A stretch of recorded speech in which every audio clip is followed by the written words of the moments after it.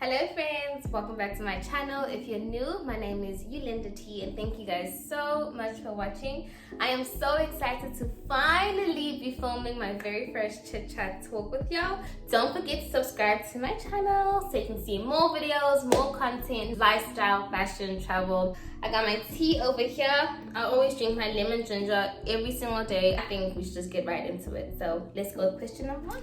Okay, so question number one says, how do you stay consistent with the routine? I will say one of the things that keeps me being consistent with anything that I do is, number one, I have to know why I'm doing it. So if I understand the purpose of why I'm doing something, then I'm not going to give up on it, right? But if it's a thing that I decide to do in my life, like, okay, I am actually going to get up every day and do this, and I'm going to stick to it. So you're going to actually see it, visualize it, and know that by me not getting up today and doing whatever I need to do to get to whatever goal this is, then I'm not going to reach that end goal. Another thing that I can recommend as staying consistent is having a process that you create for yourself. If you want to be consistent in the gym, create a checklist that you can actually start to tick off every single day to kind of get your mind into the system of, okay, we need to do step 1, step 2, step 3, step 4, and kind of make it fun for yourself, or make it something more interesting, that you can be excited for and look forward to every single day that you are going to be going through this routine. Look forward to it, be excited for it, even on the days when you don't want to do it, right? Because there is going to be days in the routine where you're like, I don't feel like doing this, because we're human and we're not going to do everything perfectly the first time. So that's when we just have to say, I'm going to do my best tomorrow, and make sure that you get up tomorrow, right? Because you don't want your break to turn into 2 days and then 3 days and then a week. But know that tomorrow we're getting up and you won't give up. Trust me, you won't give up. Let's go to the next question. So the next question says, what is dating like in America? Okay. Okay, let me take a sip of tea first.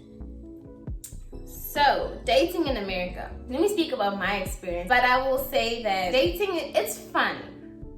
I have met a lot of different types of people. I've met, guys who are really funny. I've met guys who are really serious. I've met guys who are really only looking for a good time. It's been a lot. So, for those of you who don't know, I recently moved to America from South Africa. So, my view of the dating game it's kind of different. I think in America you also have to be sure to define what dating means for you, right? Because there's casual dating. First, I think it's like you guys are just meeting people, and then y'all can be dating. But when you're dating, you can be dating multiple people, and then you guys are intimate, or there's a word that means there's only the two of us. I can't think of the word right now. It's important for you to understand and define what dating actually means for you. I think it's important to have fun. I think when you're dating and you're meeting people and you're putting yourself out there, because look, I think everybody wants to be loved, and put yourself out there. But I think when you're dating, it's important to be on both sides of knowing what you want and also being open, to different types of opportunity to meet different types of people. Because what that will teach you is, when you're just making it a fun experience, is that you get to meet so many different types of people, and in that time you can figure out and pinpoint exactly what you like and what you don't like. So you can look out for that stuff in the next person and say, you know what, no, I don't want a guy who does this, or I love a guy who does this. One thing that I've also realized about dating is that not everyone is meant to be my boyfriend. Sometimes there's guys in my life who are just there to teach me something, to expose you to certain things, to introduce you to certain things. So I think once you stop looking at dating as, so often we are so dead set, I want a wife, I want a husband, I want a partner. But you end up becoming so focused on finding that you miss out on all the other great things that somebody could have introduced you to. That's really what I've been doing. It's worked out so far. Yeah, I'm really happy right now. Yeah, it's going well. I'll leave it at that. The girls that get it, get it. Okay. that is a topic for another video. Let's get into the next question. Okay, so the next question says, have you been homesick since leaving South Africa? Definitely have been homesick. I've missed home a lot, to be honest with you guys. There's especially like the food and just like family. Basically, it's been like a year since I moved from South Africa to New Orleans. I came last year, January. So yeah, there are some days in life I'm like, I really want to be home. This was my first time away from home for Christmas, away from home for New Year's.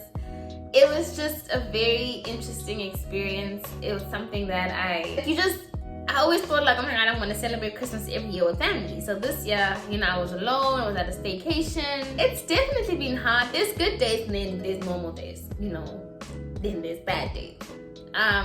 Definitely I miss the food. Oh my God, I miss the food so much. I say this to anytime I talk to someone from back home. If I could have bop right now, oh my gosh, I would be the happiest girl in the world. Whenever you move to like another country or another city, you realize the reason why you did it, especially on the days when you do become like homesick. You just start to miss the small things. I don't even think anybody misses the big things, but you miss the really small things that you used to like almost like take for granted. I think for me that's food. But I'm not complaining. I'm very happy where I am right now. I love being in New Orleans. It's such an amazing city. I'm super happy here. You're basically creating a whole new life for yourself. You're making a new family, you're making new friends, you're making everything from scratch.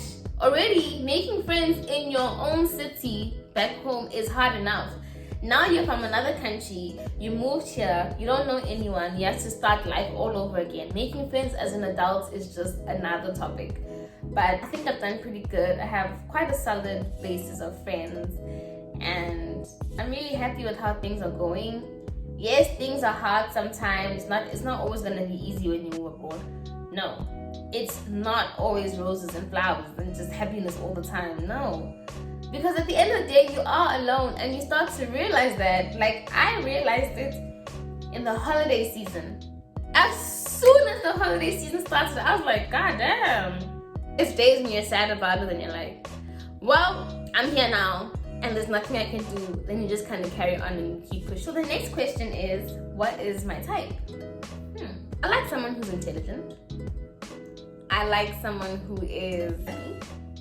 I like someone who gives good banter. Let's play, I'm playful. We'll just have fun and play on each other. I like someone who is, say, steady in the way that they move in life, in the way that they make decisions. I would like someone who is warm in how they make me feel. I'm not looking for someone who's gonna complete me. I think I'm complete. I'm not perfect, but I'm complete. And I know myself. I need someone who knows themselves, who is happy within themselves. I don't know, I like someone who's just like a light in their own life and can then be another adding light in my life. Yeah, someone who just is just, really like romantic and likes to like surprise me, respects me, honors me, adores me.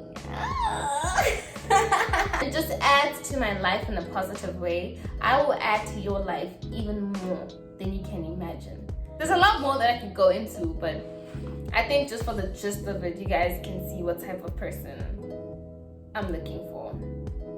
Go to the next question.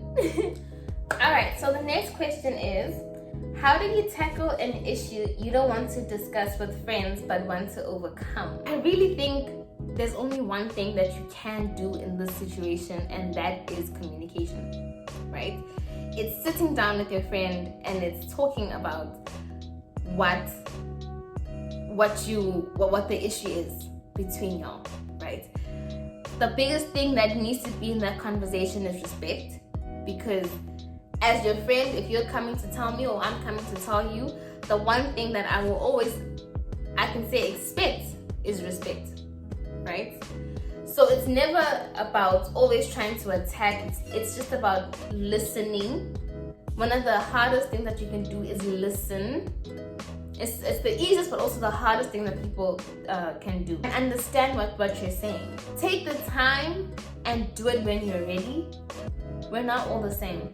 Not everybody can talk about something immediately when it happens. Some people, I know myself, I can't talk about something immediately when it happens because I know that I tend to have to process my thoughts and process how something happened for me to be able to understand how it affected me, how it hurt me, how anything happened. That has led us to this point of having this conversation. As friends, we also need to understand that we're not perfect. So if we're gonna be in a friendship and we think that I'm never gonna do anything wrong, that's quite problematic. Because then it's like, no, that's not how friendships are. We're people, we're human, we make mistakes, we say things, we do things with different intentions, but we don't know how someone else is gonna take it, right? So it's about when you're ready, have that conversation. Now the past me just left, right? It's like, I'm just like, you know what, I'm done.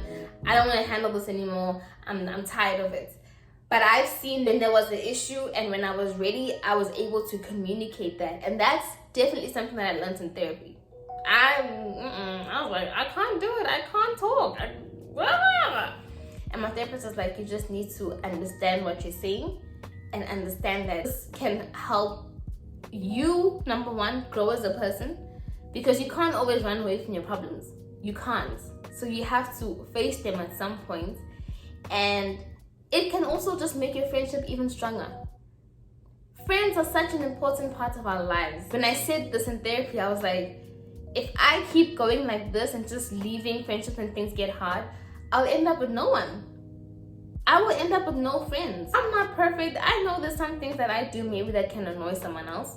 And there's some things that other people do to me that I don't like. So if you can just tell me, I know it sucks to hear it, but that's where you will see true friendship, right? Once you can understand the value, the benefit, and the importance of that friendship, you will do everything that you need to do to fight for it and to make sure that you guys are on the same page with how you're being friends with each other. So this question says, how do I not carry the hurt of my past relationship into my next relationship?